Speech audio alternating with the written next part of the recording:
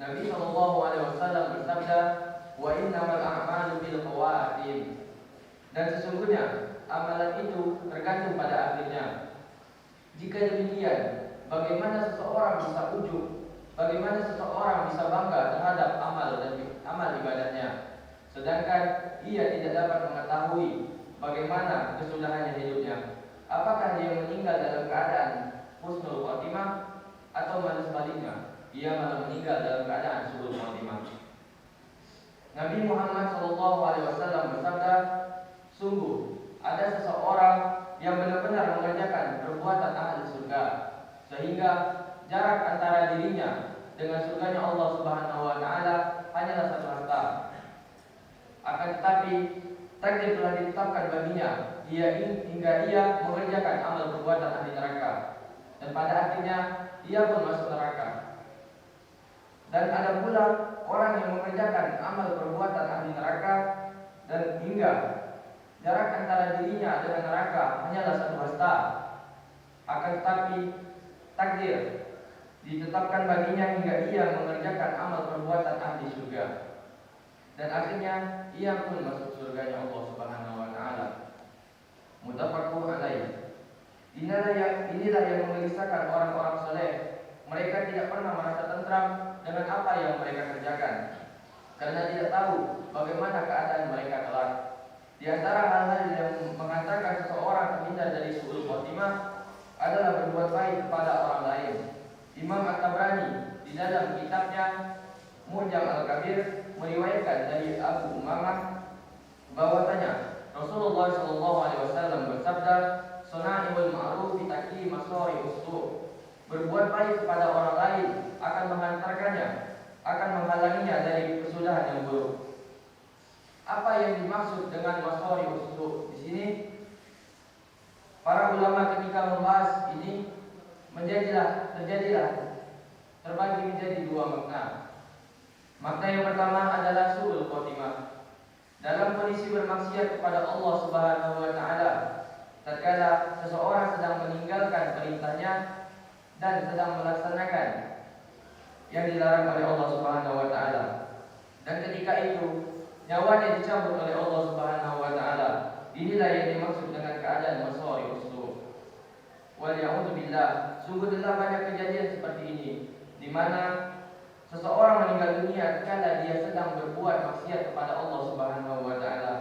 Makna yang kedua adalah cara meninggal yang tidak biasa atau mengenaskan.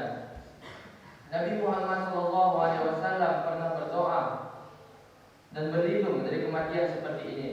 Dalam suatu hadis, Nabi Muhammad SAW berdoa, "Ya Allah, sungguh aku berlindung kepadamu dari tertimpa runtuhan, dan aku berlindung kepadamu dari jatuh dari tempat yang tinggi, dan aku berlindung kepadamu dari tenggelam, dan aku berlindung kepadamu dari terbakar dan dari pikun. Dan aku berlindung kepadamu jangan sampai setan menggelincirkan diriku di saat akhir hayatku. Dan aku berlindung kepadamu dari mati dalam keadaan lari dari medan pertempuran. Dan aku berlindung kepadamu dari mati dalam tersengat binatang berbisa." Inilah hal-hal yang pernah Nabi Muhammad SAW minta berlindung darinya. Para ulama menyebutkan alasan mengapa Nabi Muhammad SAW meminta berlindung dari hal-hal tersebut. Sebab yang pertama adalah kematian ini adalah kematian yang tidak bagus. Akan tetapi dari keadaan Nabi Muhammad SAW meminta berlindung darinya, ada beberapa bentuk mati syahid, di antaranya tenggelam, terbakar, dan terjatuh. Akan tetapi bagaimanapun juga perkara-perkara ini, tidak ada seseorang pun yang menyukai hal-hal tersebut. Sampai-sampai Nabi Muhammad SAW pun meminta berlindung darinya. Namun berbeda dengan mati syahid yang sesungguhnya, yaitu mati dalam medan pertempuran. Sesungguhnya seseorang boleh berangan-angan mati dalam medan pertempuran, maka seseorang mencari medan tersebut. Sebab yang kedua adalah meskipun seseorang meninggal dalam keadaan terbakar, tenggelam, akan tetapi bisa jadi dia belum sempat bertaubat kepada Allah Subhanahu wa taala dan belum sempat juga menuliskan wasiatnya. di antara perkara-perkara yang disebutkan oleh Masori Usul, atau disebut juga dengan kematian yang buruk. Oleh karenanya, jika ingin terhindar dari keadaan seperti ini, maka perbanyaklah melakukan shana'iul ma'ruf. Karena Nabi SAW mengatakan, shana'iul ma'ruf taki masori usul. Berbuat baik kepada orang lain akan menghalangi dari kesalahan yang buruk. Apa yang dimaksud dengan shana'iul ma'ruf? Yaitu perbuatan baik secara umum. Segala perbuatan baik yang dilakukan oleh seseorang kepada orang lain, baik yang bisa dilakukan oleh seseorang kepada orang lain, maka hendaknya dia lakukan. Hal ini pernah diringkas oleh Khadijah radhiyallahu anha tatkala Nabi Muhammad SAW sedang ketakutan ditimpa perkara yang buruk karena didatangi oleh malaikat Jibril. Ketika Nabi Muhammad SAW ketakutan, Khadijah radhiyallahu anha berkata, sekali-kali tidak, bergembiralah, dia tidak akan menghinakanmu selamanya. Demi Allah Subhanahu wa taala, engkau adalah orang yang senantiasa menyambung silaturahmi. Engkau senantiasa berkata jujur. Engkau senantiasa membantu orang lain. Engkau senantiasa memberi makan kepada orang yang tidak mampu. Engkau suka menjamu tamu dan suka membela kebenaran. Amalan-amalan yang disebut Khadijah radhiyallahu anha tadi, itulah pokok-pokok dari shana'iul ma'ruf.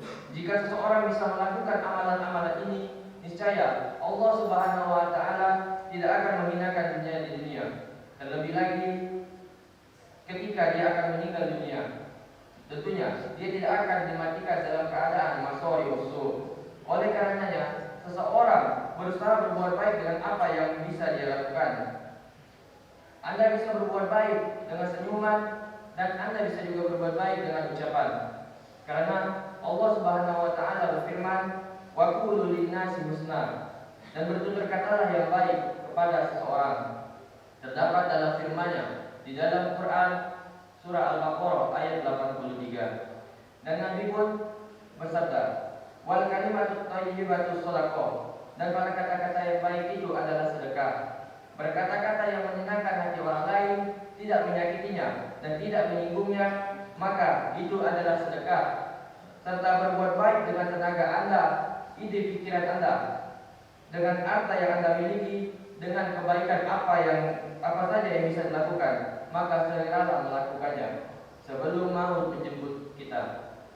Barang siapa yang melakukan demikian, niscaya Allah Subhanahu wa taala akan menghindarkannya dari keadaan mati dalam keadaan yang buruk, yang seperti yang disebutkan tadi, masori usul. Fa'tabiru ya ulil absar la'allakum turhamun.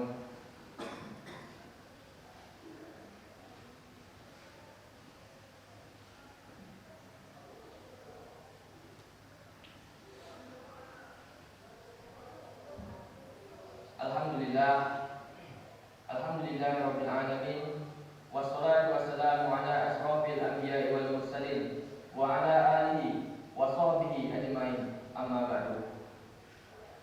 Asyhadu an la ilaha illallah wahdahu la syarika lah, wa asyhadu anna Muhammadan abduhu wa rasuluh alladzi la nabiyya ba'da. Allahumma shalli ala Muhammad wa ala ali Muhammad. Ibadallah, ittaqullaha haqqa tuqatih wa la tamutunna illa wa antum muslimun. Faqala Allah Ta'ala bil Qur'anil Karim, a'udzu billahi minasy syaithanir rajim. Bismillahirrahmanirrahim. Wal 'asr, innal insana lafi khusr illa alladziina aamanu wa 'amilus shalihati wa tawassaw bil haqq wa tawassaw bis sabr.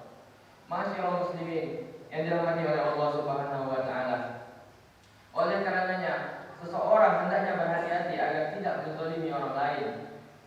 Jangan sampai dia meninggal dunia dalam keadaan menzalimi orang lain. Jika dia sedang menzalimi orang lain, maka hendaknya ia langsung segera meminta maaf sebelum Allah Subhanahu wa taala menakdirkan dia meninggal dalam keadaan yang buruk. Maka dari itu, janganlah kita sesekali menzalimi orang lain, baik dengan mengambil hartanya atau melukai badannya. Bahkan jangan sampai kita melukai hati dan perasaan seseorang. Karena di zaman sekarang ini banyak orang yang berbuat zalim dengan lisan dan tulisannya. Dari sini hendaknya kita sadar dan ketahui bahwa perbuatan zalim bukan hanya mengambil harta orang lain, bukan hanya memukul dan melukai fisiknya, akan tetapi di antara perbuatan zalim adalah menjatuhkan harga diri orang lain tanpa hak. Nabi Muhammad SAW bersabda, "Fa inna dima'akum wa amwalakum wa a'radakum haramun 'alaikum." Sesungguhnya darahmu, harta bendamu, dan kehormatanmu adalah haram. Tidak boleh dilanggar atas diri kalian. Di zaman mudanya pada hadis ini, Nabi Muhammad SAW tidak hanya menyebutkan darah dan harta benda sebagai objek kezaliman, akan tetapi Nabi Muhammad SAW di sini juga menyebutkan kehormatan diri sebagai objek yang harus terbebas dari tindakan yang zalim. Di zaman mudanya media sosial ini, hendaklah seseorang berhati-hati dalam menulis dan menganalisis, karena bisa jadi menganalisis tersebut terdapat kebohongan di situ dan sehingga menimbulkan kebencian bagi orang lain tanpa ia sadari, dan akhir hayatnya ditutupi dengan musibah yang menimpanya. Semoga Allah Subhanahu wa taala menghindarkan kita dari kematian yang buruk, dan semoga Allah menganugerahkan kita dengan kematian dengan husnul khotimah. Inna Allah malaikatahu yusholluna 'alan nabi ya ayyuhalladzina amanu shallu 'alaihi wa sallimu taslima. Allahumma shalli 'ala Muhammad wa 'ala ali Muhammad kama shallaita 'ala Ibrahim wa 'ala ali Ibrahim wa barik 'ala Muhammad wa 'ala ali Muhammad kama barakta 'ala Ibrahim wa 'ala ali Ibrahim fil 'alamin innaka Hamidum Majid. Allahumma ighfir lil muslimin wal muslimat wal mu'minin wal mu'minat al ahya'i minhum wal amwat innaka sami'un qaribun mujibud da'wat wa ya qadiyal hajat. Allahumma inna nas'aluka salamatan fid din wa afiyatan fil jasad wa ziyadatan fil ilmi wa barakatan fil rizqi wa taubatan qabla al maut wa rahatan indal maut wa maghfiratan ba'da al maut. Allahumma hawwin 'alaina fi syafaratil maut wan najata minan nari wal afwa 'inda hisab.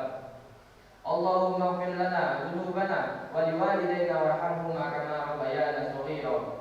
Allahumma arinal haqqa haqqan warzuqna tinaba wa arinal batila batila warzuqna tinaba. Rabbana zalamna anfusana wa illam taghfir lana wa tarhamna lanakunanna minal khasirin. Rabbana atina fid dunya hasanah wa fil akhirati hasanah wa qina adzabannar. Subhana rabbika rabbil izzati amma yasifun wa salamun alal mursalin walhamdulillahi rabbil alamin.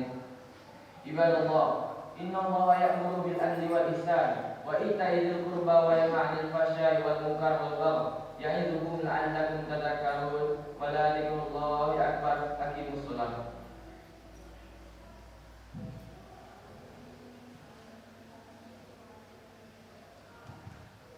Allahu akbar.